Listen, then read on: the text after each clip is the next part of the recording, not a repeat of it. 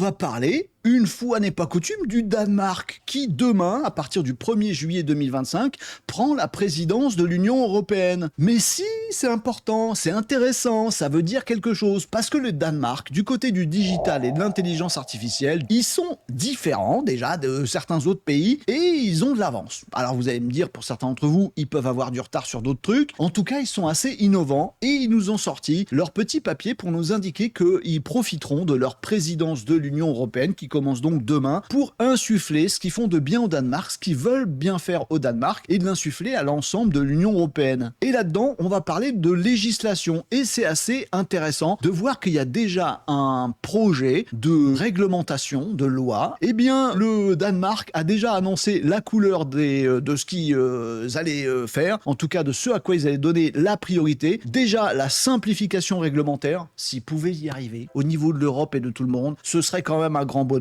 De la sécurité numérique avec un fort ancrage, un fort accent sur tout ce qui est protection sur le digital et sur le web, avec notamment le Danemark qui veut absolument mettre en avant la protection des humains. Vous connaissez le principe des deepfakes, vous savez qu'on peut faire des avatars d'un petit peu n'importe qui, on peut faire des clones vocaux, on peut faire des vidéos en reprenant le visage des gens, on peut faire des tas de deepfakes, on peut faire des tas d'arnaques, parfois c'est pour détourner des images de gens connus ou de nous-mêmes pour arnaquer nos proches, et ça on veut pas. Ben oui, mais quelle est la solution? Eh ben le Danemark, il nous dit déjà que à partir de sa présidence, donc à partir de demain, ils vont déposer un projet de loi qui va concerner l'ensemble de l'Union européenne pour protéger nos visages, nos voix et nos corps, pour apposer un droit d'auteur appliqué à nous-mêmes, à ce qu'on est, à notre voix, à notre visage et à notre corps. Eh ben il y a une réglementation qui pourrait sortir là-dessus au sein de l'Union européenne. En gros, quand vous allez utiliser le visage de quelqu'un, la voix de quelqu'un, faire un avatar de quelqu'un, ben vous serez comme si vous récupériez, vous utilisiez les droits d'auteur de cette personne. Est-ce que vous avez un contrat en bonne et due forme avec cette personne? Est-ce qu'elle vous